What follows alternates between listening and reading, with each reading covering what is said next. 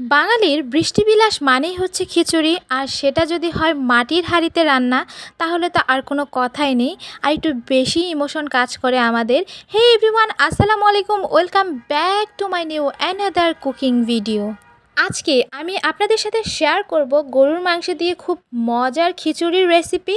আশা করছি আপনাদের অনেক বেশি ভালো লাগবে আর পুরোটা ভিডিও অনেক বেশি এনজয় করবেন আর আমার সাথেই থাকবেন। তো চলুন শুরু করি আমি কিভাবে রান্না করেছিলাম। তো এখানে আমি পোলাও চাল নিয়ে নিয়েছি পরিমাণ মতো, তারপরে দিয়েছি মুগ ডাল, মসুর ডাল। আমি 2 রকম ডাল ব্যবহার করেছি, আপনারা চাইলে অন্য আরও 2-1 প্রকার অ্যাড করতে পারেন, কোনো প্রবলেম নেই। আর আমি আজকের খিচুড়িটা একটু নরম নরম করে রান্না করব, খুব বেশি ঝরঝরে করব না। আমার কাছে খেতে কিন্তু খুবই ভালো লাগে, ওইভাবেই রান্না করব। আর বাহিরে একদম প্রচুর বৃষ্টি। আমার হাজব্যান্ড বলতেছে যে আমি দুপুরে বাসায় আসতেছি অফিস থেকে, তুমি কিন্তু আজকে খিচুড়ি রান্না করবা। তো একটু আমার আর একটু বেশি মনোযোগটা কাজ করতেছে যে মাটির হাঁড়িতে দেখি আজকে খিচুড়িটা রান্না করি, ওর অনেক বেশি ভালো লাগবে।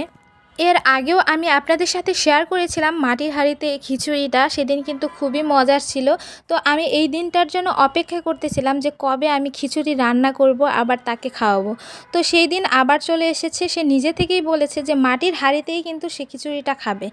মাটির যে একটা গন্ধ, ফ্লেভার, এটার ভিতরে রান্না করলে সেই গন্ধটা পাওয়া যায় আর খেতেও খুবই মজা হয়।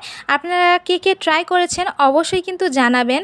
যাই হোক, বকবক করতে করতে এখানে রান্না আমি অলরেডি শুরু করে দিয়েছি। সয়াবিন তেল দিয়েছিলাম, এতে দিয়েছিলাম পেঁয়াজ কুচি, তারপরে আস্ত গরম মশলা দিয়ে আমি বেশ কিছুক্ষণ ভেজে নেওয়ার পরে তারপরে যে বাটা মশলাটা ব্যবহার করেছিলাম সেটা ছিল আদা, রসুন, পেঁয়াজ, কাঁচামরিচ একদম একসঙ্গে ব্লেন্ড করেছিলাম, সেটা দিয়ে দিয়েছি একদম বেশি পরিমাণে।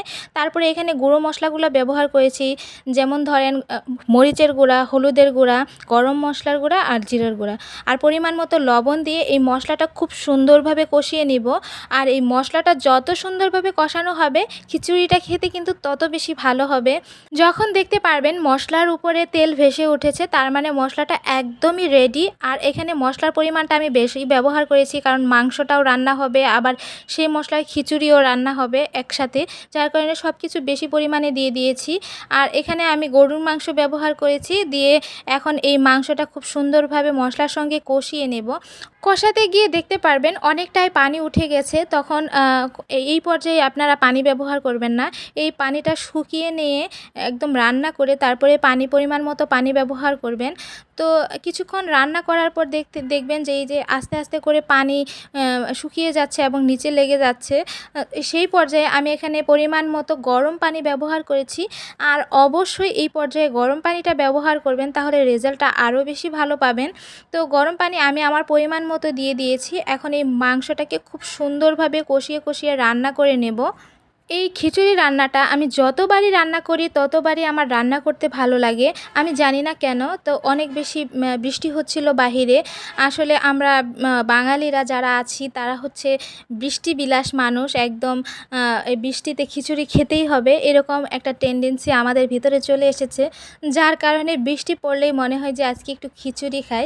এই কারণেই আজকে রান্না করা খিচুড়ি। তো মাংসটা এই পর্যায়ে একদমই হয়ে গেছে। তো এখানে আমি পরিমাণ মতো চাল ডাল যেগুলো স্ট্রেনারে উঠিয়ে রেখেছিলাম সেগুলো দিয়ে দিচ্ছি, একদম ঝরঝরে করে নিয়েছি, এক ফোঁটা যেন পানিও না থাকে সেইভাবে। এখন এই মশলার সঙ্গে চাল ডাল মাংস সব একসঙ্গে আমি বেশ কিছুক্ষণ একটু ভেজে ভেজে রান্না করে নেব।